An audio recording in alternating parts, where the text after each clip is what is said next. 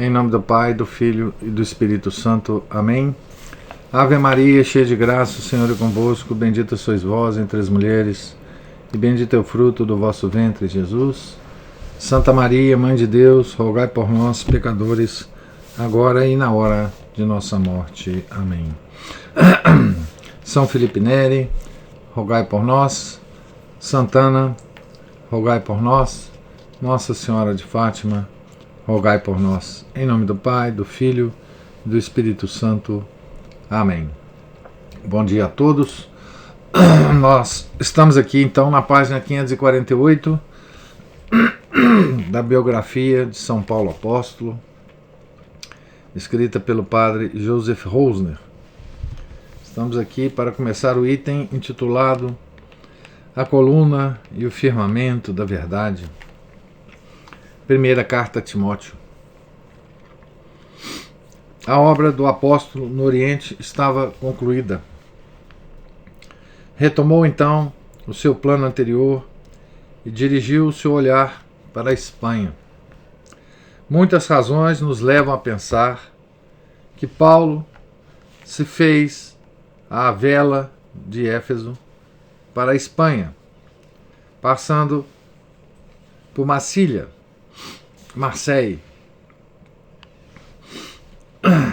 na costa da França, sul da França, né? Como os navios faziam longas escalas em todos os portos de certa importância, é possível que pisasse também a terra dos gauleses e visitasse as comunidades cristãs de lá.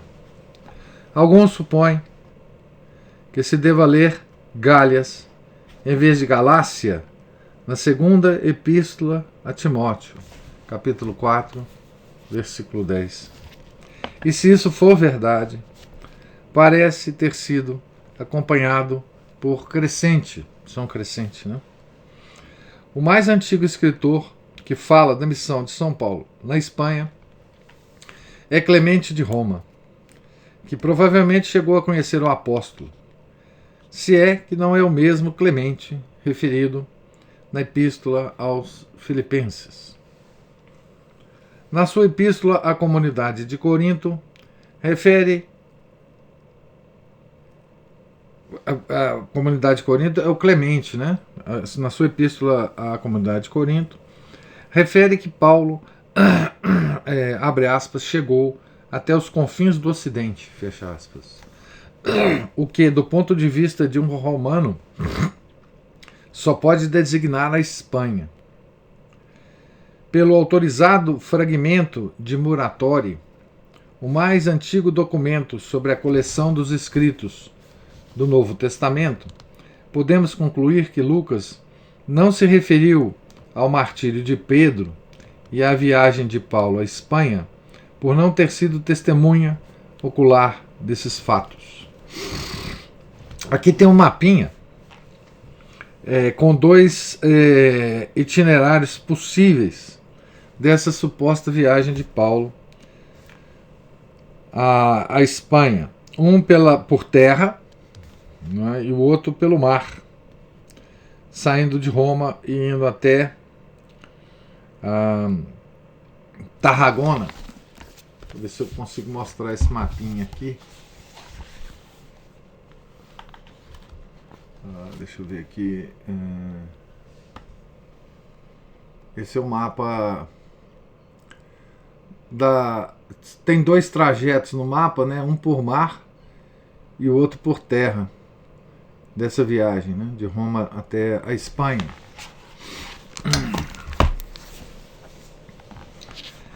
Então, na própria Espanha não faltam tradições locais acerca dessa viagem missionária do apóstolo, especialmente em Tarragona, Écija, Lesusa e, sobretudo, Tortosa, onde se diz que o apóstolo sagou o bispo, um certo São Rufo. Mas o fim e os resultados dessa viagem permanecem inteiramente mergulhados na obscuridade. Na primavera do ano 66, voltamos a encontrar São Paulo numa viagem de inspeção pelo Oriente. Visita Creta, percorre a costa asiática, pede a Timóteo que persevere em Éfeso e, passando por Troade, onde costumava ficar hospedado na casa de Carpo, dirige-se à Macedônia. É aqui que parece ter escrito a primeira epístola a Timóteo, receoso de encontrar algum obstáculo imprevisto que o impedisse a regressar a Éfeso. O estilo das 3 epístolas pastorais manifesta a avançada idade do apóstolo. Já não é tão animado, enérgico e conciso como antes. Sabemos que com a idade, muitas vezes mudam a maneira de escrever, a vivacidade e a escolha das palavras. Deixam-se de lado expressões favoritas e outras tomam o seu lugar.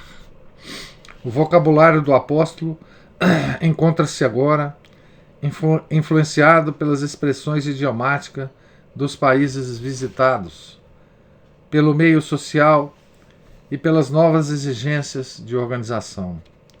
É preciso acrescentar a isso a mudança de secretário, que na antiguidade dispunha de certa liberdade na redação das cartas. Todas essas alterações percebem-se claramente na última epístola do apóstolo a Timóteo, escrita durante a segunda prisão em Roma, onde seria preso como delinquente político. No entanto, reconhecem-se sem dificuldade o estilo e o selo espiritual do apóstolo. O Paulo das epístolas do cativeiro é, antes de mais nada, graças ao relativo isolamento de que gozava na sua casa alugada, o grande teólogo e o grande místico que medita sobre o plano da redenção divina. O Paulo das epístolas pastorais é, sobretudo, o prático pastor de almas. Éfeso era, como vimos, o centro de uma nova filosofia da iluminação, expressão entre aspas, que nesta epístola aparece já numa fase mais avançada. Tratava-se de um bizarro produto híbrido entre elementos babilônios e persas, em que se misturava alegremente a doutrina da peregrinação das almas, de estrela em estrela, com as fantasias do judaísmo tardio, doutrinas cabalísticas, registros genealógicos do Antigo Testamento, novelas históricas semelhantes às que apareciam na literatura judaica apócrifa desse tempo, como no Livro dos Judeus, ou mesmo em Filon de Alexandria. Cada personagem sagrado do Antigo Testamento tinha quem narrasse toda a história da sua família, como fizera o velho Homero com os heróis do cerco de Troia. Um certo Himeneu ensinava, além disso, que a fé na ressurreição era apenas coisa para os fiéis ingênuos e que o caminho para a perfeição e a iluminação consistia na abstenção do vinho, da carne e do casamento. Outro intrigante, perigoso, era Alexandre, o caldeireiro. Ambos tinham sido solenemente excomungados por Paulo. Veja que descrição interessante, né, do que Paulo faz dessa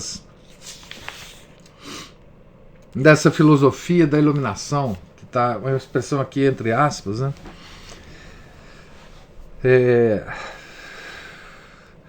Tem coisas aqui muito modernas, né, que o pessoal acha que é muito moderno, né?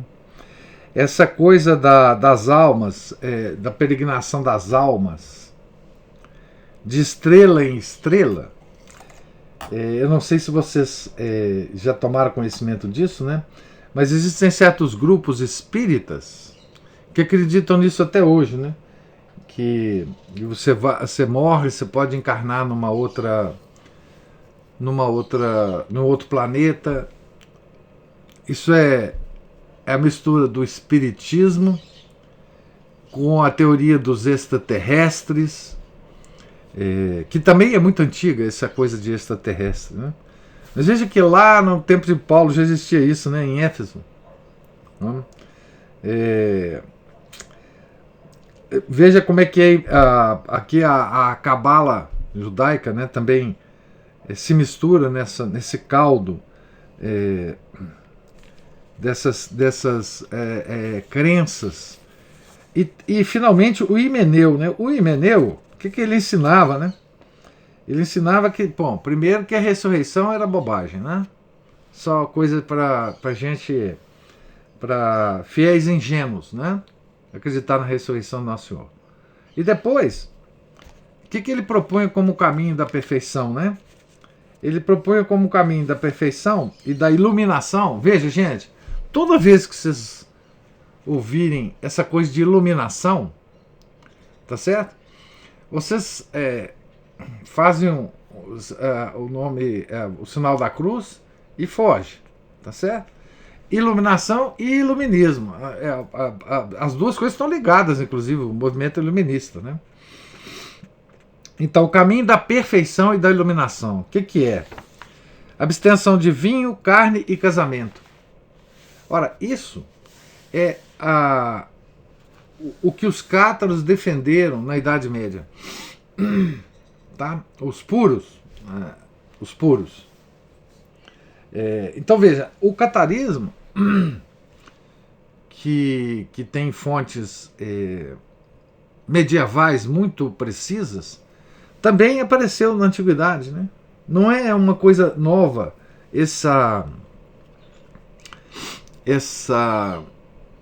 as heresias, elas têm todas elas têm uma origem remota e que remonta coisas que estão dentro do homem, que podem a qualquer momento entrar na superfície, né?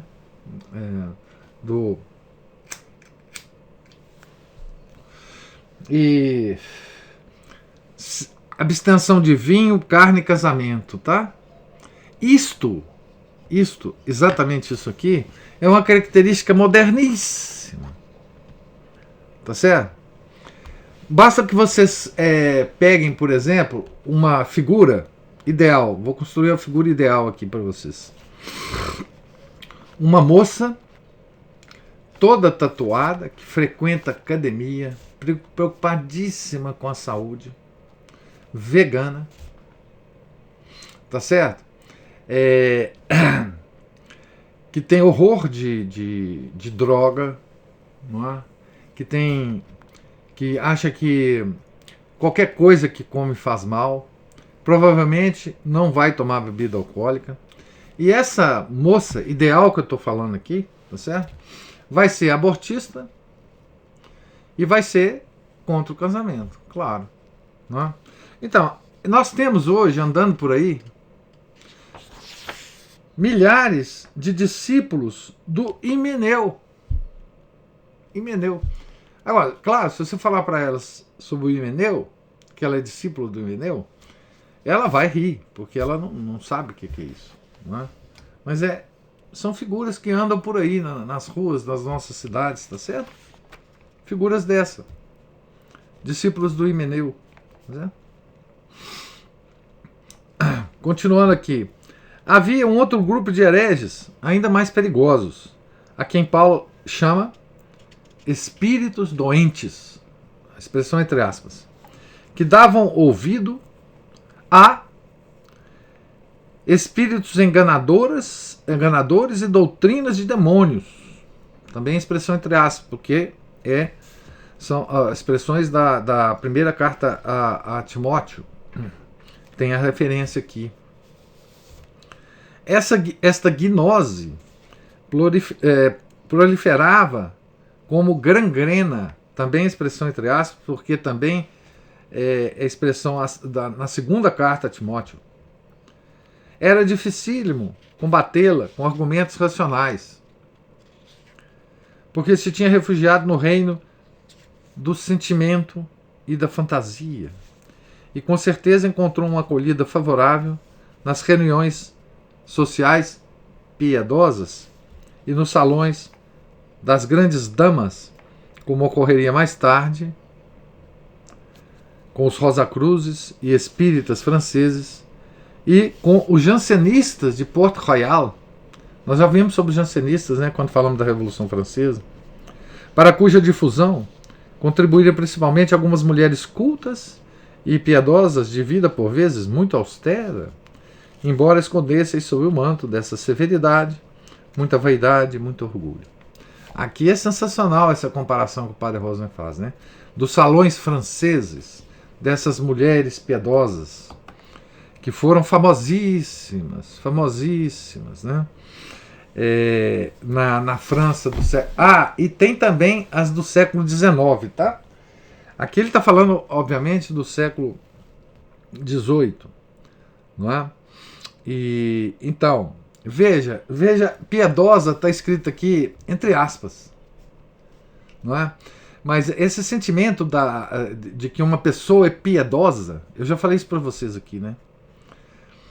É muito comum hoje a gente ter um sentimento de que uma pessoa seja piedosa, mas esse sentimento ele é influenciado por um sentimentalismo nosso. Ele fala aqui, né? Porque essas pessoas tinham refugiado no reino do sentimento e da fantasia. Que coisa linda. Piedosa é aquela pura caricatura. É, exatamente, Juliano está falando aqui. Pura caricatura. Tem demais essas pessoas hoje, né? Então, assim, eu já falei para vocês que o homem piedoso não parece piedoso para nós. Piedade é uma coisa que é como humildade. O homem humilde, ele não parece humilde. E se você falar que ele é um homem humilde, ele vai negar que ele é um homem humilde. Tá certo? Então, piedade é uma coisa que se tem em relação a Deus. Isso transborda, obviamente, em relação aos homens. Mas é uma coisa invisível. Só espíritos muito preparados percebem a piedade em pessoas aparentemente não piedosas. Tá certo? Então, piedade e humildade não tem nada a ver com a pessoa falar baixinho, a pessoa ser delicada, a pessoa, enfim, ter trejeitos efeminados. Hoje todas essas figuras são tidas como piedosas, né? Essas pessoas pegajosas, né? Isso não tem nada a ver, né? Com piedade, né? E a gente confunde isso, né?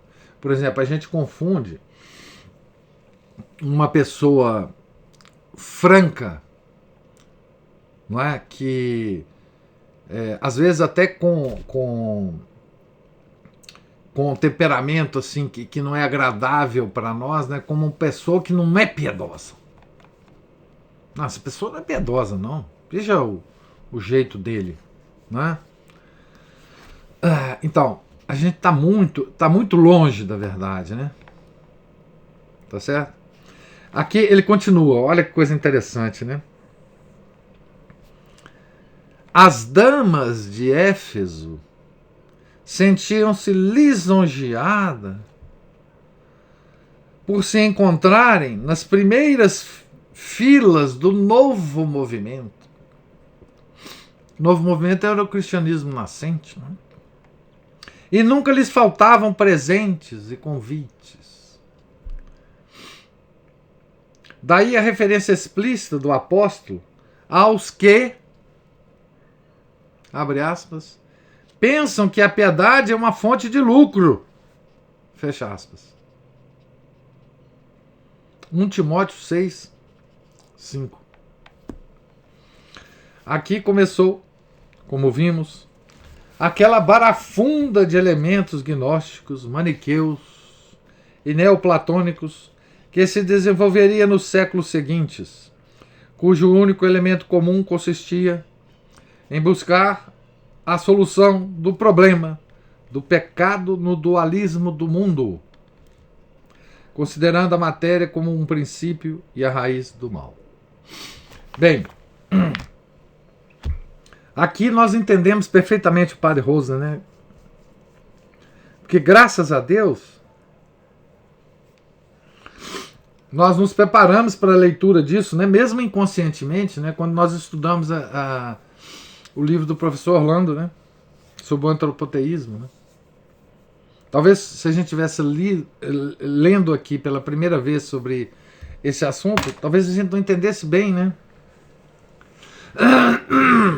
Então, veja como Deus é bom com a gente, né? Nós nos preparamos para ler isso aqui, esses parágrafos do Padre Rosa, e extrair o máximo disso, né? Então, vou ler de novo essa frase, né? Aqui começou, como vimos, aquela barafunda de elementos gnósticos, maniqueus e neoplatônicos que se desenvolveria nos séculos seguintes, cujo único elemento comum consistia em buscar a solução do problema do pecado no dualismo do mundo. O Deus mau e o Deus bom, né? Dualismo do mundo. Considerando a matéria como o princípio e a raiz do mal.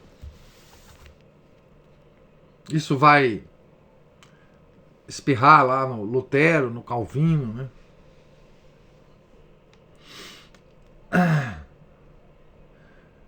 A Aline está falando assim, conheço uma jovenzinha que frequenta o Lions Club. O Lions Club é uma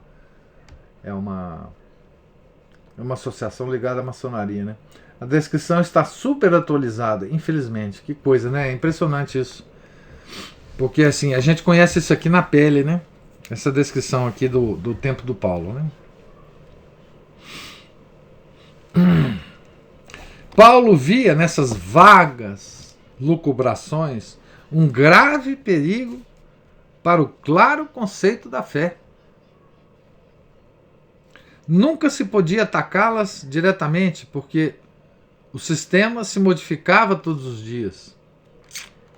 Também aqui é muito interessante isso, viu? Eles têm uma maleabilidade de mudar os conceitos um pouco aqui ou um pouco ali, né? Havia apenas um remédio. Então, remédio aqui, ó, de Paulo contra isso tudo, né? Cultivar o pensamento da comunhão eclesiástica. Este é, portanto, o tema central da epístola. A comunidade cristã na fé. 1 Timóteo 1, depois 3, 20. A comunidade cristã no culto. 1 Timóteo 2, versículos 1 a 15. E a comunidade cristã na estrutura hierárquica. 1 Timóteo 1,16. O resto deriva daí. Comunhão eclesiástica dos fiéis e o clero. Comunidade cristã na fé comum, né? Comunidade cristã no culto, em torno da missa, né? O resto deriva daí. Aqui tem uma nota que eu vou ler. Mais uma vez, foi um feito importantíssimo o que Paulo realizou com esta epístola. A mais antiga pedra de escândalo da humanidade, que esta não foi capaz de digerir desde o tempo primitivo, e que desde a época de Leibniz vem sendo chamada o problema central da Teodiceia, expressão entre aspas. É o tema da origem do mal. Como é possível que no mundo arrasado por todo tipo de pecados e de crimes, pela guerra e pela miséria, A fé num Deus de bondade e de amor consiga lançar raízes. São outros dos mistérios do cristianismo, né? A gnose pretendia justificar, entre aspas, Deus apresentando como um simples espectador imparcial de um triste drama satírico. A distinção maniqueia entre um Criador mau e um Logos redentor. O Criador mau é o Deus do Antigo Testamento e o Logos redentor é o nosso Senhor Jesus Cristo, né? Entre o poder e o amor, preocupou grandes espíritos como Agostinho e Orígenes, e tendo perdurado por toda a Idade Média, chegou até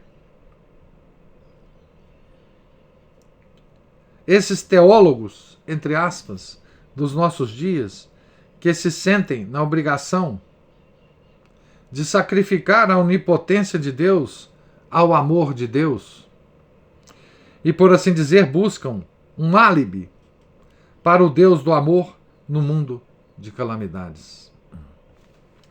Mas Paulo responde-lhes: Deus não tem necessidade de nenhuma defesa diante do mundo. Não precisa de álibi que lhe ofereceis.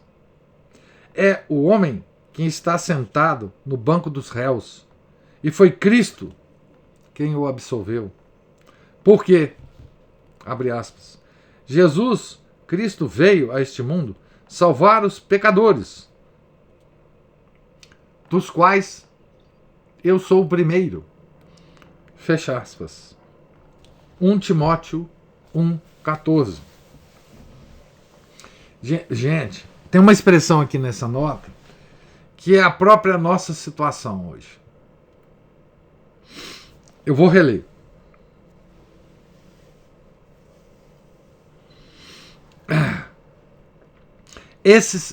Vou pegar aqui, esses teólogos, entre aspas, dos nossos dias, que se sentem na obrigação de sacrificar a onipotência de Deus ao amor de Deus. Estão lembrados que eu falo isso sempre para vocês, né? Toda vez que alguém exagera um atributo de Deus em relação aos outros atributos de Deus, esse alguém, ou ele está criando, ou ele está aderindo a uma heresia. Não tem exceção para essa regra. Então, toda vez que você, aqui, né, o que estava acontecendo, né, você exagera o amor de Deus em relação à onipotência de Deus, você está caindo numa heresia, que é a situação da igreja hoje. Eu vou falar isso. O Calvino fez o contrário, né? O Calvino ele exagerou a onipotência de Deus em relação a todos os outros atributos. Por isso ele criou uma concepção, uma igreja com letra minúscula, né? Totalmente lúgubre, escura, triste, né? O peso da onipotência de Deus na sua vida. Só existe isso.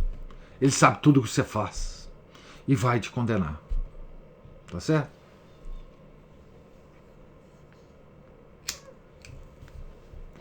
O que é a nossa igreja hoje? É a igreja da misericórdia. Nós exageramos a misericórdia de Deus em relação a todos os atributos. O padre ontem falou isso na homilia dele. O padre Jorge. Ele falou, a expressão que ele usou, se eu não me engano, a Ana Paula estava lá, ela pode me corrigir. Ele falou assim: hoje se exagera muito a misericórdia de Deus em relação à sua justiça. Tá certo? Hoje nós somos a igreja da misericórdia. Tá certo? Nós temos domingo da misericórdia. Nós temos uma santa, uma suposta santa da misericórdia. Tá certo? Então, isso é heresia. Eu digo assim, ou isso vai desembocar na heresia. Sem dúvida nenhuma. Se já não é heresia, vai desembocar na heresia. Porque os atributos de Deus, eles não podem ser exagerados, eles todos existem infinitamente em Deus. Nós entendemos isso? Claro que não. Isso é mistério de Deus. E toda vez que você tenta entender isso, você cai numa heresia. Não tem jeito. Para não abusarem da misericórdia, né? Ele falou isso. Exatamente. Nós abusamos, né? Da misericórdia. O padre estava certíssimo ontem no sermão. Não é? Isso é doutrina da igreja, isso é conhecimento da igreja, isso é sabedoria da igreja, desde que ela nasceu. Nós estamos vendo aqui em Paulo, né? É mais ou menos isso, Aline, é isso mesmo.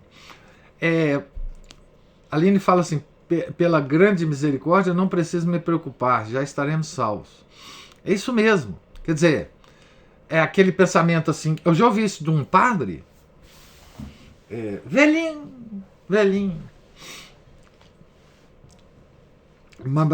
mais modernista até o fio do cabelo, né? Dizendo assim, mas você acha, falando para mim, né? Mas você acha que um Deus bom vai mandar alguém para o inferno? Essa é a frase que a gente ouve, que está imbuída disso tudo que nós estamos lendo aqui. Então, continuando. O fim da pregação cristã não é a iniciação em devaneios cabalísticos ou na casuística judaica, mas sim a caridade de um coração puro e desinteressado, de uma fé simples e reta. A lei, com letra maiúscula, é boa na medida em que é a expressão fiel da moral querida por Deus. Mas agora, para os cristãos, o Sinai já não constitui a norma do comportamento, mas foi substituída pelo Evangelho da misericórdia e da graça e do sermão da montanha.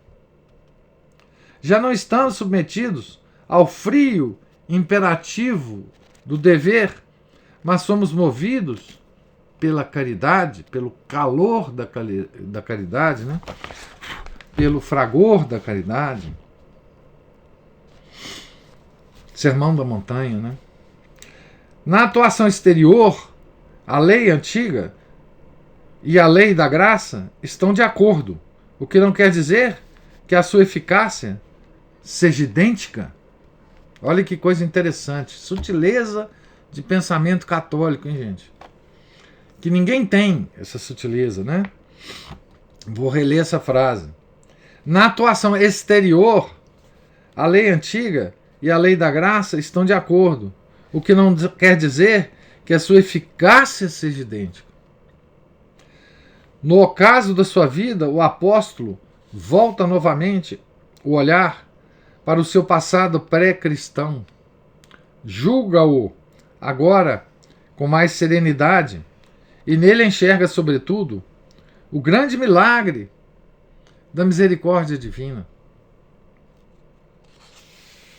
Em outra passagem, lembra a Timóteo os solenes instantes da sua ordenação de Timóteo. Que não desmereça das esperanças e vozes proféticas que tinham feito cair sobre ele a escolha, e que não hesite em usar da excomunhão no interesse da unidade e da pureza da fé. Sem unidade de fé, não há unidade de oração, nem unidade de culto. Lex orandi, lex credendi. Oh, como isso é atual, né, gente? Frente ao nosso último moto próprio, né? A igreja é para Paulo a comunidade universal da oração para a glorificação de Deus, em nome de todos os seres criados. Esta é a obra sacerdotal de Cristo, descrita com palavras tão sublimes pelo autor da Epístola aos Hebreus, um dos discípulos paulinos mais profundamente impregnados do seu espírito, por ele, com ele e nele. Como se sabe, a Epístola aos Hebreus hoje está considerado com certeza, não é, que a Epístola aos Hebreus não foi escrita por São Paulo, né? Mas tem todo o espírito paulino transbordando por ela, né? Paulo distingue ainda uma categoria especial de pessoas que necessitam especialmente da oração: os governantes e chefes políticos, e em geral todos aqueles que desempenham cargos de responsabilidade. A exortação à oração pelos que governam era então muito oportuna. Arrastada pelo elemento judeu, inimigo violento de Roma e da Pax Romana, da ordem política imposta ao mundo, a igreja podia facilmente resvalar para uma atitude hostil ao Estado. Na Palestina, rugia a insurreição. O procurador Floro vira-se obrigado a abandonar a fortaleza Antônia, e os sacerdotes negavam-se a oferecer sacrifícios em nome do imperador. Jerusalém tinha se transformado num cadáver, sobre o qual em breve se precipitaria a águia romana, conduzida por Vespasiano, que foi aquela coisa horrorosa que houve, né, do cerco de Jerusalém. Mas o cristão não tem o direito de fazer depender a sua fidelidade ao Estado da concepção religiosa ou da benevolência dos que governam. Não foram poucas as vezes que os cristãos tiveram de defender-se da acusação de hostilidade ao Estado, então como mais tarde, em tempos de Tertuliano e muitas outras vezes depois. E eis que Paulo se levanta para afirmar, abre aspas, não basta obedecer ao Estado e pagar os impostos. Devemos também orar pelas autoridades, fecha aspas. A razão é a maior responsabilidade que tem diante de Deus e a finalidade do poder político: garantir aos cidadãos uma vida pacífica, ordenada, calma, a tranquilitas ordinis, tranquilidade na ordem dos escolásticos, ao serviço de Deus, e a proteção contra as perturbações exteriores e interiores. A própria igreja não pode atingir o seu fim sem exercer o culto, sem uma vida política ordenada. Ambos, a igreja e o Estado, então ao serviço da vontade salvífica universal de Deus, são colaboradores nessa ordem. Dessa obra. Aqui em Paulo nós já encontramos aquela teoria, né, que aparece dos dois poderes, né, o poder temporal e o poder espiritual, que aparece muito mais desenvolvida, né, naquela carta de Gelásio I ao imperador da época, que eu não lembro mais o nome dele aqui.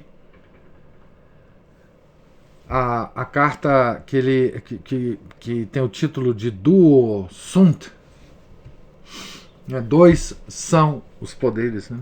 E depois vai ser, na Idade Média, vai ser muito trabalhada e vai aparecer numa epístola absolutamente extraordinária. Não sei se epístola ou moto próprio, que tipo de documento, que é aquela do Bonifácio VIII, Una Sancta, que é o fim da Idade Média, infelizmente, né? Numa imagem surpreendente, por isso que Paulo influenciou toda a concepção política do Ocidente, né? Numa imagem surpreendente, Paulo vê elevarem-se em oração por todo o Império Romano mãos puras de homens e mãos de mulheres, cheia de modéstia e decoro. Ver 1 Timóteo 2, versículos 8 a 10. Ao invés de cortar essas mãos, o Estado romano teria feito bem em deixar-se conduzir por elas. Não se podia retratar de maneira mais bela a atitude dos cristãos em oração. É a posição das orantes nas pinturas das catacumbas. É a atitude suplicante do sacerdote durante a oração eucarística da missa. É a posição de Cristo na cruz. Aqui tem uma nota que diz assim: os cristãos antigos rezavam, elevando os braços ao céu e mantendo-os abertos, e mais tarde cruzando-os sobre o peito. A forma de orar, juntando as palmas das mãos, deriva do direito feudal germânico. O vassalo colocava as mãos postas nas do seu senhor, em sinal de humilde entrega a seu serviço e proteção. Como a atitude exterior e interior influem uma sobre a outra, é possível que essa mudança seja reflexo de uma disposição de alma diferente diante de Deus. Aqui a Aline, deixa eu ver aqui.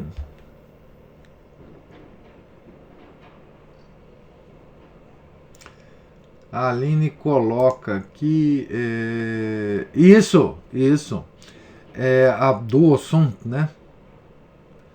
Famuli vestre pietates. É uma epístola, né? Uma carta. Eu falei sobre essa carta para vocês quando a gente fez aquele curso sobre liberalismo e modernismo. Na primeira aula, eu acho, eu falei sobre essa epístola que o Gelásio I escreve ao imperador da época, que o nome dele é Anastácio I de Coro. Exatamente. Essa é a, digamos assim, formalmente, né, onde aparece essa teoria dos dois poderes, né, mais antiga. Né. É claro que aparece em Paulo, obviamente. Né. Então, depois aqui da nota, voltando ao texto, desse recolhimento interior na oração deriva tudo o mais. O amor fraterno, a ausência de ressentimentos, a submissão, a paz familiar, o cumprimento dos deveres maternais. A imagem da mãe que cuida do seu filho, 1 Timóteo 2,15, que também Paulo traz gravada na alma, é a perene fonte de juventude para a humanidade. Eu vou parar, eu vou parar aqui nessa página 553, né? Nessa imagem da mãe cuidando dos filhos, né? Dos cuidados maternais, imagem que Paulo usa na epístola. Ainda vai ter algum comentário sobre essa epístola, né? Sobre as duas epístolas, na verdade ele está fazendo um comentário sobre as duas epístolas a Timóteo, né? Porque depois ele vai fazer a Tito, são as epístolas pastorais, né? E então eu estou aqui na página 553, tá certo? Pergunto a vocês se vocês têm alguma pergunta, alguma observação sobre a leitura de hoje. Estamos na leitura. Ele deu uma chacoalhada na poeira que fica em cima daquilo tudo que a gente vai aprendendo, foi aprendendo durante esse tempo com as leituras, né? Igual o senhor falou aí do antropoteísmo. Nossa, ficou claro. Não é? como foi importante, né? Deus sabe de todas as coisas. Pois é. E a gente não tinha a menor ideia, né? Quer dizer, A gente lia aquilo com uma dificuldade gigante, às vezes sem entender nada, pensando assim, meu Deus do céu, por que eu tô lendo isso daqui? por que que o Anguete tá, por que que o Anguete tá louco assim? Entendeu? Então, sacudiu a poeira, sabe? Nós, Uma poeira por cima, deu uma sacudida. é incrível isso, né? Porque eu sentia que estava sendo muito difícil, né? Para vocês, inclusive eu no ciclo da leitura do livro, né? Eu de vez em quando intercalava, né? Essa leitura com outras coisas, com bate-papo, porque eu sentia, né? Porque o assunto é espinhoso mesmo, né? Mas veja, a abertura de cabeça que esse assunto dá pra gente é uma coisa assim impagável. Não há, assim, aquele tempo, né, que a gente gastou, foi um tempo, quer dizer, se a gente tivesse que avaliar esse tempo, né, foi um tempo preciosíssimo. Embora a dificuldade do assunto, embora, né, a gente tinha vontade de dormir na leitura, né? O professor também era chato, né? Mas o que eu estou dizendo é o seguinte, é que a leitura também, o livro do professor Orlando, não é um livro fácil de ler. O jeito dele escrever é difícil, tem muitas referências, muitos autores citados, né? Porque, é claro, esse assunto é um assunto estudado por muitos acadêmicos, né, de altíssima capacidade, tudo, né? Mas enfim, a gente acaba colhendo os frutos, né, dessa compreensão, né? A compreensão da gnose é fundamental, assim, não tem jeito de escapar disso. Quem não tem essa compreensão não vai para frente, não tem jeito de compreender os problemas, né? Quem não compreende isso não compreende mais nada. Um pouco tudo fica confuso se você não tem essa chave de entendimento, né? Exatamente. É isso mesmo. O professor não era chato, não. O professor era o melhor de todos. Ah, não, isso não. Isso não. Isso aí você está sendo tiete. Eu sei disso, mas não, é porque na verdade também a forma, né? Que nós escolhemos, né? Que foi leitura e comentário, é um negócio difícil, não é, enfim, é uma forma de aprendizado duríssima, né? A Aline fala assim: não entendi porque da jovenzinha católica estava virando a cabeça e andando tão louca. Foi por essas leituras que o Senhor nos indica que hoje compreendo e rezo pelo retorno da jovenzinha. Pois é, você sabe que as pessoas que são influenciadas por essas ideias gnósticas, elas não sabem o que é gnose. Elas estão só seduzidas pela coisa. E a coisa é muito sedutora, gente. É muito sedutora. E se a gente não entender que a coisa é muito sedutora, nós não saberemos como ajudar as pessoas a sair dessa coisa. Eu sempre falei para vocês, né? As heresias, elas são muito sedutoras. E se a gente não compreender a ação das heresias no mundo, a gente fica achando que a gente está lendo história, falando assim: ah, não, esse pessoal lá da antiguidade era muito bobo, caía na lorota de qualquer um. Ah, é? Pois é. Nós caímos nas lorotas todas, iguaizinhas. Tem umas mudanças de nomes. Mas hoje nós caímos em todas essas lorotas. Todas.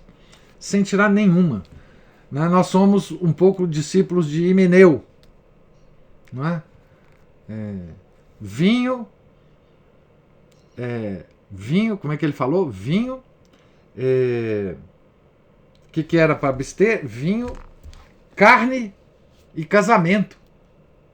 Tá certo? Vinho, carne e casamento. Quantas pessoas nós não conhecemos hoje que fazem exatamente isso, gente?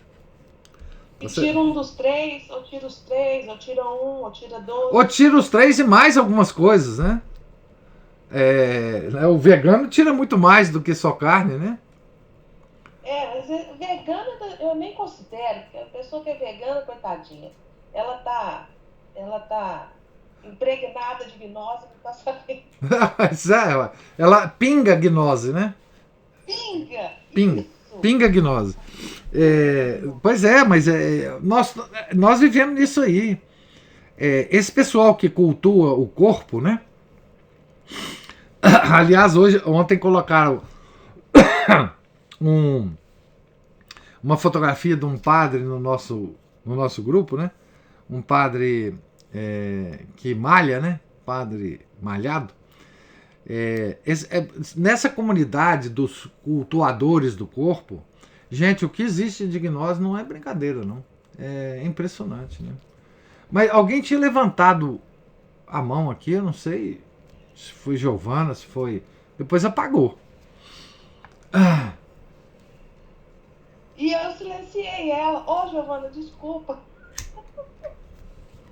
Eu acho que ela... Eu não sei se ela levantou a mão, mas... Eu vi uma mãozinha aqui, mas enfim...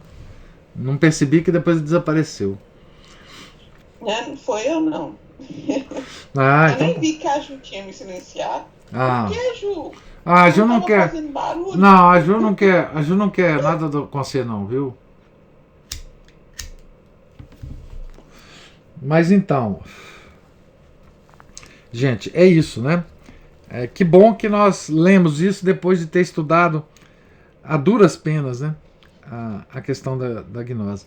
E não só aqui, né? Paulo tem uma epístola que ele especificamente ele fala desse tema muito, né? Que é a dos Colossenses, né? Nós já lemos sobre isso, né?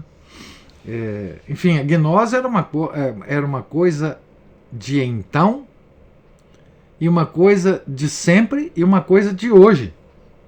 É uma coisa da igreja de hoje, né? Que está nos documentos da igreja. O que eu digo é o seguinte: não é pior do que estar na fala das pessoas, né? Porque fala é fala, né? Mas está nos documentos da igreja, né? Dos documentos do Vaticano II, né? Em várias partes você tem elementos gnósticos muito fortes, né? Então, nós temos que nos... Eu vou dar uma sugestão, viu, professor? Eu acho que você devia aplicar uma prova. Aplicar a prova, Você lembra que no nosso estudo, lá quando a gente está fazendo gnose, né? Eu falava, gente, eu vou dar a prova para vocês, né? Eu acho que você devia dar uma prova para mim. É muito interessante mesmo. Aqui, mas é bom também, né, que vocês tenham a referência, vocês tenham o livro. E pode sempre voltar, né, e ler partes do livro, enfim, para refrescar. Porque a gente... Eu sempre falo para vocês, né, essa questão da gnose, a gente se impregna dela mesmo sem querer, sabe? Porque a lama da gnose, ela tá para tudo quanto é lado. Nós nadamos diariamente nessa lama, né? Então, a Ana Paula levantou a mão. Bom. Oi, professor, é o Marco. Grande Márcio. Diga. Pegando uma carona aqui com a Ana Paula. Um dos discipulados do Irineu aí que você falou, né? Tem a trindade do Irineu aí, que é a carne... vinho, carne e casamento. E o álcool, né? Isso. Uma das que, assim, estão em alta hoje em dia, né? Praticamente o feminismo, que é aquela ilusão de que seja uma luta pelo igualitarismo, e como todo igualitarismo ou igualdade de oportunidade, igualdade de tratamento, seria simplesmente um trampolim para o supremacismo, né? Sim. E esse é o que banha a cabeça, assim, de muita gente, aquela coisa, né? Só vou casar depois dos 30, dos 40, nunca, né? Se casar é aquela desconfiança no marido, o homem é um cafajeste até que se prove o contrário. Isso. É um débil mental, um retardado. Então eu vejo isso, por exemplo, na cabeça desde mocinhas de 13, 14 anos, assim, até senhoras já de idade provecta. Mas aí eu gostaria que você fizesse um comentário sobre isso também. E da mesma forma como surgiu, surgindo, o feminismo está muito exacerbado, também o chamado MGTOW também, que está muito exacerbado, você já conhece isso? Eu nem sei o que é isso. Eu nem sei o que é isso. Going their own way, uma forma de reação masculina a esse ambiente intoxicado de hostilidade mútua. Quer dizer que os homens estão rodando a baiana? Rodando a baiana. Já estão entrando em greve. Ai, meu Deus. Vamos. Né? Meu Deus. Exatamente. Além do veganismo que você falou das carnes, né? O excesso de vida saudável. E é engraçado que essa vida saudável é tão contraditória que é saudável, não bebo, mas fumo maconha, não bebo, mas... não. Uma cocaínazinha de vez em quando. E um pozinho pra, né, como é que chama? Uma bebida energética para ficar acordado até amanhecer o dia. Isso. Eu gostaria que você fizesse algum comentário a respeito. Mas isso é muito legal. O feminismo, na verdade, é um aspecto muito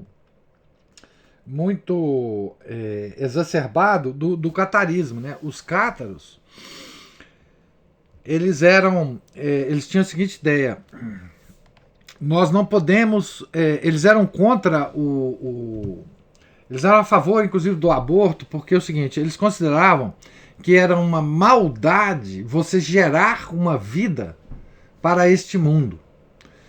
Veja que essa ideia, ela é muito moderna. Então, o que eles achavam? Como os seres humanos eram alminhas, centelhas de Deus aprisionadas no corpo, toda vez que você concebia uma vida, toda vez que a mulher concebia uma vida no útero, ela dava oportunidade para o Deus mau prender uma alminha no corpo e fazê-la nascer nesse universo de matéria que é má. Então, assim, essa concepção dos cátaros de serem... Inclusive, eles praticavam o aborto na época, no século XI, XII, tá? Eles consideravam que nascer neste mundo era uma coisa má, extremamente má. E toda vez que você ajudava uma alminha a nascer nesse mundo, você estava cometendo um ato mau. Tá certo? Então veja que essa ideia, que é a ideia original, não é? Que é a ideia do Himeneu, dos gnósticos mais antigos, é uma ideia que perpassa todo o movimento feminista. Todo o movimento feminista. Hoje, a maldade do nascimento de uma criança, ela é diferente, né? O que significa o nascimento de uma criança hoje no mundo? Primeiro, que aquela criança no útero é apenas um conjunto de células, né? Então você pode tirar ela dali sem problema. Segundo, o seguinte: por que é mal um menino? Porque esse menino vai cercear a liberdade da mãe. O mal da criança é um mal externo agora. A mãe que dá à luz um filho, ela perde a liberdade. Ela não pode mais ser como ela era antes, né? Agora ela tem uma vida humana para cuidar. Então, olha, gente, desde que começou o movimento feminista, no início do século XX,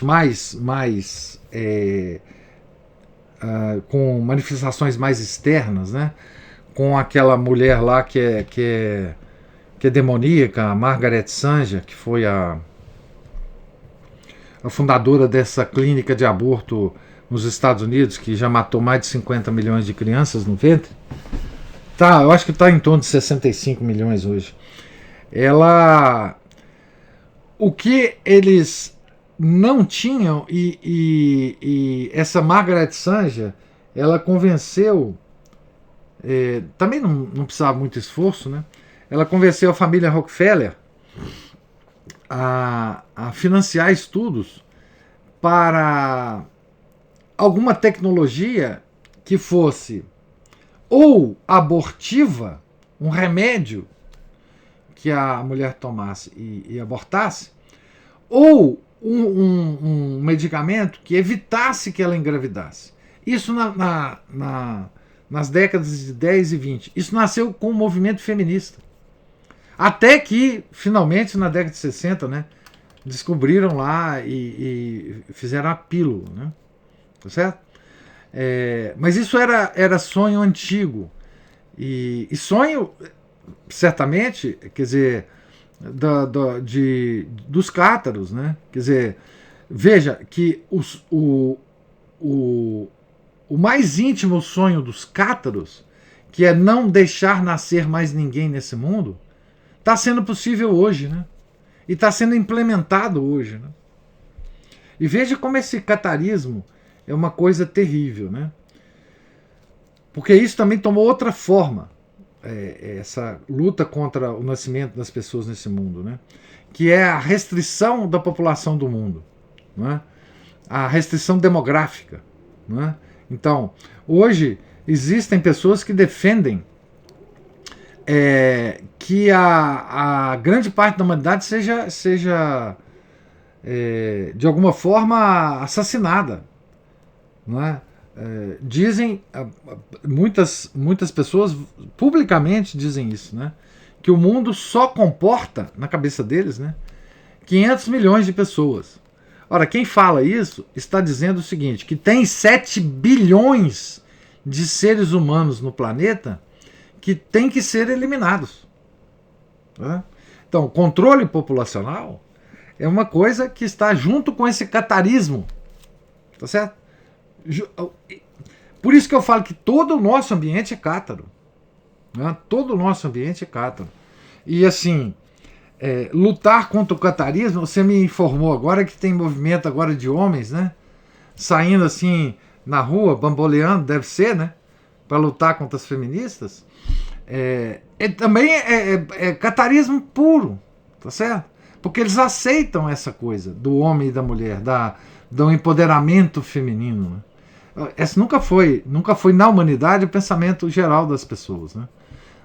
Enfim, mas você pontuou bem essa coisa do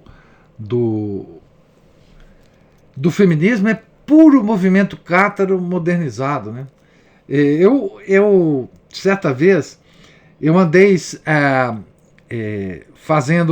caçando cátaros, né? Então, por exemplo, escritores, né, intelectuais cátaros, né? O Saramago, por exemplo, eu tenho até um post no meu blog. Se vocês procurarem lá Saramago, vocês vão ver. O Saramago era cátaro até no último fio de cabelo, né? Esses intelectuais do século XX, cátaros, Hermann Hesse era cátaro. Não é? Enfim, você pode pegar vários cátaros modernos, né? Quer ver um gnóstico cátaro que fez grande sucesso nas décadas passadas? Era Raul Seixas. Né? Raul Seixas era cátaro. Então, assim, o catarismo está na moda. Eles têm outro nome, é claro. Principalmente porque eles não querem se ligar a eles querem vender o catarismo como uma coisa moderna, né? O calvinismo, por exemplo, ele absorveu muito do catarismo, né? Principalmente o puritanismo que o calvinismo deu origem, né? Os Quakers, os cátaros modernos, a Aline achou. Mas por isso que assim, por isso que eu falo que nós estamos embebidos desses contornos, dessa concepção do mundo. Porque quando uma pessoa, uma moça ou um rapaz assume essas posturas, ele não está sabendo de nada que ele está assumindo, mas a perspectiva dele em relação à vida é uma perspectiva cátara. É uma perspectiva cátara. Não tem dúvida. Né? Enfim, é por isso que esse estudo é importante, né? Chamavam o professor Orlando de caçador de gnóstico, né? Essas próprias pessoas que faziam essa brincadeira, né, essa piadinha com o professor Orlando, não tem a menor ideia do quanto que essas próprias pessoas estão encharcadas, né, de catarismo, de gnose, né? Gente, gnose é chave de entendimento. É chave de entendimento da história mesmo dos eventos e da história das ideias, da história das ideologias, tá certo? Por exemplo, tem um livro do Eric Voegelin, fininho, que eu não vou encontrar ele aqui, obviamente, que fala sobre ciência, política e gnose. Ciência, política e gnose. Eu acho que é Science, Politics and Gnose. Ele prova com argumentos e com documentos que o marxismo é gnóstico. Tá certo? Que toda a teoria política moderna do século XIX e XX é gnóstica. Tá certo? Então, assim, não é brincadeira, essa coisa não é brincadeira, ela está impregnada em todas as estruturas sociais e políticas. Tá certo? Assim, o globalismo é gnóstico. A gente gosta de falar muito desse negócio dos donos do mundo, etc, etc. Todo esse pessoal é gnóstico. Todo o pessoal é gnóstico. Então hoje nós estamos vendo o que a igreja quis evitar no século XI. O que aconteceu com os cátaros? A igreja é tida como o personagem mau da história, né? Porque a igreja, ela tentou converter os cátaros. São Domingos fez missão na região cátara da França para converter os cátaros. Os cátaros são inconversíveis. Os cátaros são inconversíveis. A Giovana fala, eu tenho esse. Eu não sei o que ela tem, viu? Deve ser o livro, não sei. Então veja, os cátaros... É o livrinho. É o livrinho? Ah, do Voegelin. Pois é. Esse livro é sensacional. Mas o que a igreja fez na época, né? Ela sabia que os cátaros eram inconversíveis. Exatamente. Eu tenho uma outra edição. Opa! Não é esse não. Não é esse não. Não, essa é uma coleção sensacional, né? Não. Eu tenho um livrinho do Eric Voegelin. Tá em inglês. Eu acho que ele não foi traduzido, não. Deixa eu só tentar ver se eu pego aqui.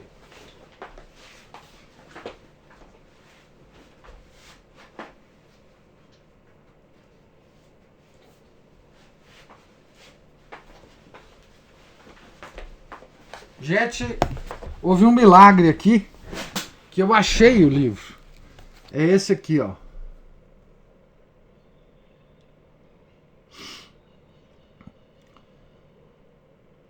Tá? A ciência. Ele fala aqui como que a ciência é gnóstica hoje, né? Se vocês pegam aquele livro daquele francês chamado, o livro chama Gnose de Princeton, vocês vão entender por que a ciência é gnóstica. Tá certo? Então, assim, isso não é brincadeira. A gente não está falando de coisas aqui que... A gente não está falando de uma loucura de um professor católico brasileiro. Nós não estamos falando de loucura de pretensa loucura, né? Que ele podia ser tudo menos louco, né, professor Orlando? Isso é uma coisa que é uma presença absolutamente onipotente hoje em dia. Essas ideias. Ciência, política, ordem jurídica, tá certo? Ordem social, tá? Então, assim, tudo que está acontecendo hoje na política, você pode ligar a esse movimento gnóstico universal, né? Esse Black Lives Matter, tudo que está acontecendo, no fundo, isso é uma revolta gnóstica contra a criação. Também não é essa. É sim a nova ciência da política. É sim, esse livro é muito bom também. Mas não é essa. Esse livro ainda não está traduzido, tá? É esse aqui, tá? Eu quero ver esse pescocinho dele. Você falou que ele é fininho. Ele é fininho. Ele tem 100 e poucas. Ele tem 99 páginas. Ele é fininho. Tá? Eu já fiz uma palestra sobre ele em algum lugar que eu não lembro qual. Eu acho que foi lá na missa, não sei. Não sei. Ele tem, por exemplo, um capítulo aqui que chama Sucedâneo da Religião. Os movimentos de massa gnósticos de nosso tempo. De nossos tempos. É sensacional. O Eric Voegelin sempre teve uma preocupação em falar desse tema aqui. E ele só falou desse tema mais abertamente quando ele estava aposentado já. Ele não dependia da academia para viver. E aí ele teve a liberdade, porque qualquer um que fala nisso na academia, né, é expulso da academia, né? Tá certo? Então, assim, gente, esse negócio é seríssimo. Então, o que a igreja fez com os cátaros, né? Porque a igreja percebeu o poder destruidor do catarismo. Hoje nós estamos vendo. Então, o que a igreja fez na época? Ela empreendeu uma cruzada contra os cátaros. Uma cruzada interna na França. Né? Exércitos se movimentaram para o sul da França. E houve uma carnificina. Claro. Porque, assim, a igreja tentou de todas as formas, durante décadas, converter os cátaros. Gente, vocês estão errados. Quando eles começaram a tomar as igrejas, as dioceses, os padres, a igreja falou, não, agora não. Agora eu tô... Ah, tem tradução, hein? Ó, eu não sabia. Livrinho. Então,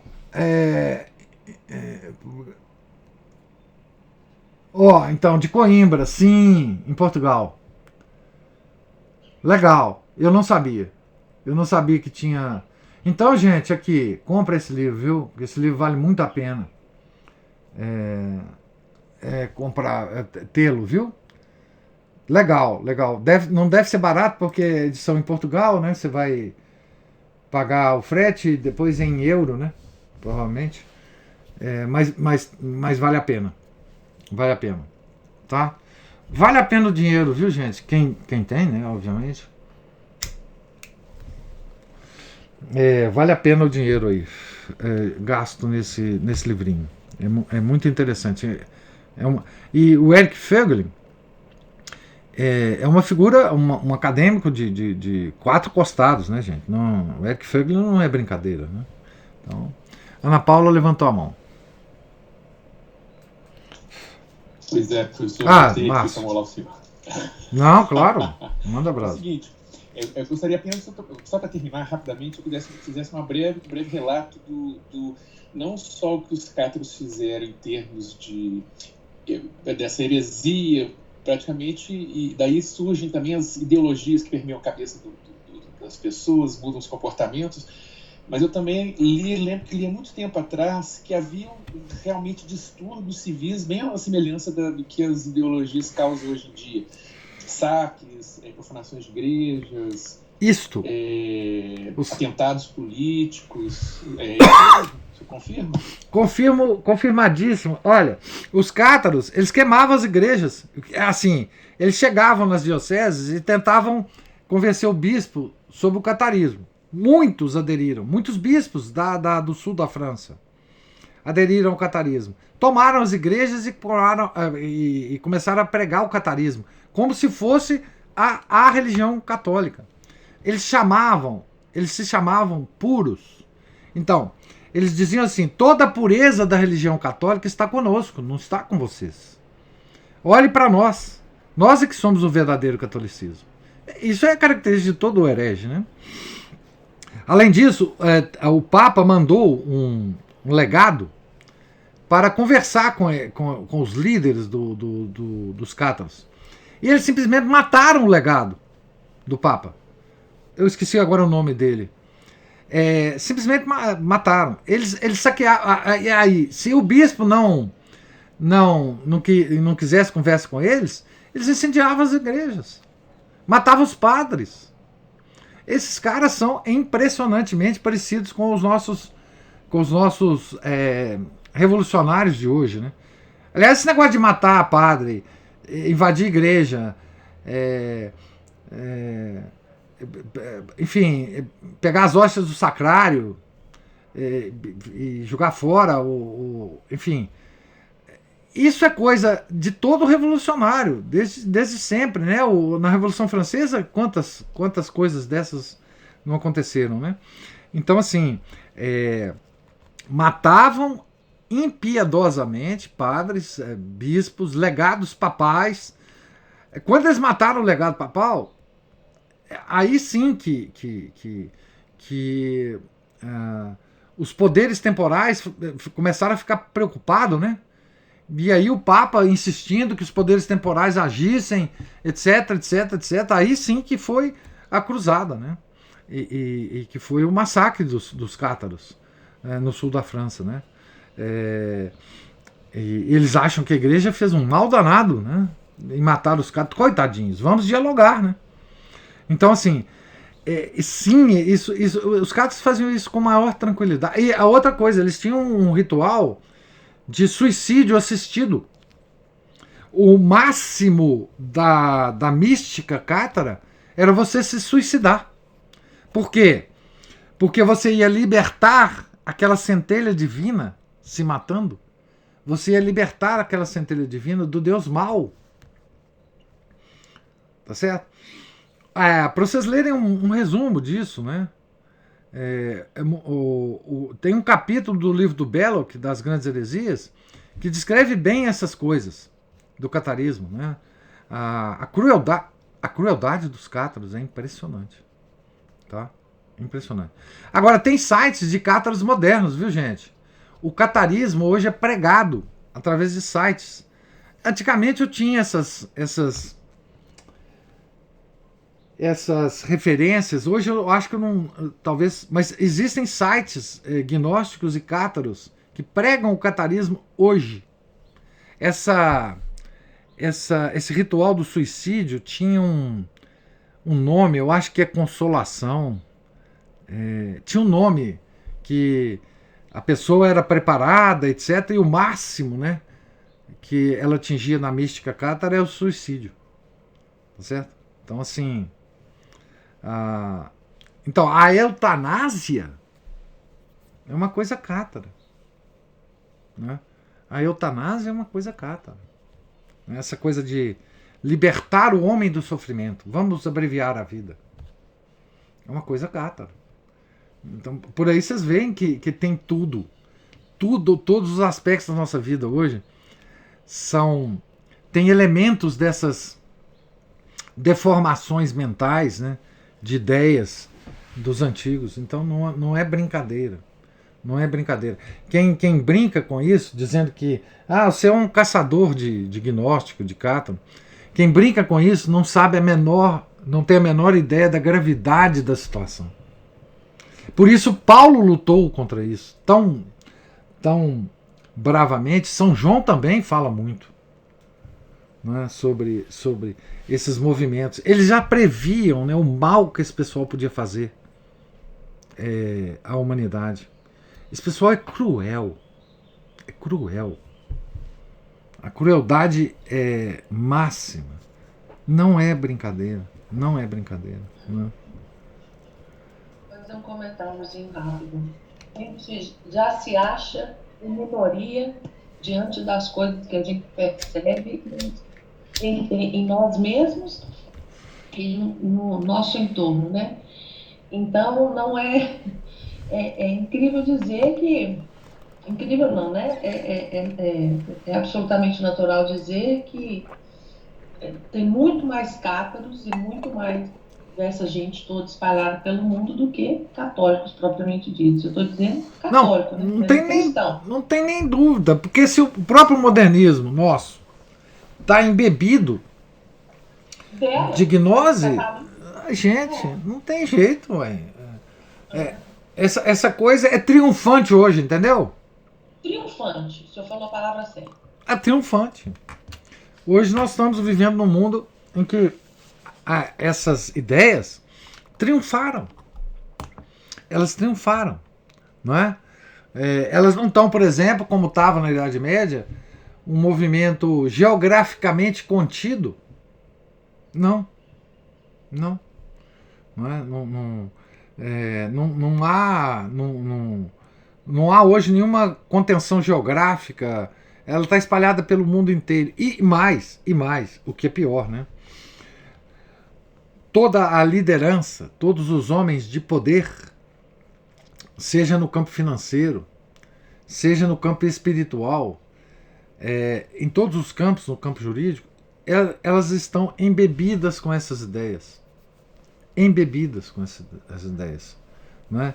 Porque, veja, gente, não nos iludamos, né? Estas ideias cátaras, gnósticas, maniqueístas, cabalísticas, enfim, elas são o único substituto que o homem encontrou ao longo do tempo do cristianismo. Ela é o inimigo ideal de nosso Senhor Jesus Cristo. É o inimigo ideal da cruz. A gnose é uma revolta metafísica contra Deus Criador e contra o seu Filho, que veio nos redimir. Por isso é que hoje todo o poder, como sempre, mas hoje eles têm mais poder temporal, não é? Contra nós do que em qualquer época. Não é? Tá certo? O que se vai fazer, o que se pretende fazer, não se iludam, é a substituição da religião católica por uma religião gnóstica. Porque ela é sedutora. Ela vai atrair o mundo inteiro. E isso não é outra coisa que não a ideia do anticristo, né? Tá certo? De novo, nós já falamos isso, né? Isso vai parecer a nós uma coisa muito sedutora quando o anticristo vier. Então a preparação é exatamente com esse substrato gnóstico, cabalístico, enfim, mágico, fantasioso. Por isso que a leitura que nós estamos fazendo de Paulo é tão atual, porque a força é a mesma. Quem está por trás, quem estava por trás dessas pessoas na época de Paulo é o mesmo ser que está por trás das pessoas hoje. Por isso que é tão fácil a gente entender o que Paulo está falando, o que o Padre Rosen está comentando. Tem 2000 anos isso, gente. E é tão fácil a gente entender. Não é? É porque o nosso inimigo, ele não mudou desde lá. Não é? Que é o inimigo de nosso Senhor Jesus Cristo. Né? Por isso que nós temos que ter força. Força aí, gente. Força aí. Hein? Então, Deus lhes pague. Nós estamos na aula 80 hoje, viu, gente? No nosso 80º encontro sobre Paulo. Né? Se tivesse material, nós faríamos o dobro desses encontros, né? Mas, enfim, Deus lhes pague a paciência, a presença e a participação. E tenhamos todos um santo dia, uma santa semana. E amanhã, se Deus quiser, a gente se encontra aqui para mais uma leitura. Tá certo? Fiquem com Deus. Em nome do Pai, do Filho, do Espírito Santo. Amém. Ave Maria, cheia de graça, o Senhor é convosco. Bendita sois vós entre as mulheres, e bendito é o fruto do vosso ventre, Jesus. Santa Maria, Mãe de Deus, rogai por nós, pecadores, agora e na hora de nossa morte. Amém. São Felipe Neri, rogai por nós. São Paulo Apóstolo, rogai por nós. Santana, rogai por nós. Nossa Senhora de Fátima, rogai por nós. Em nome do Pai, do Filho e do Espírito Santo. Amém.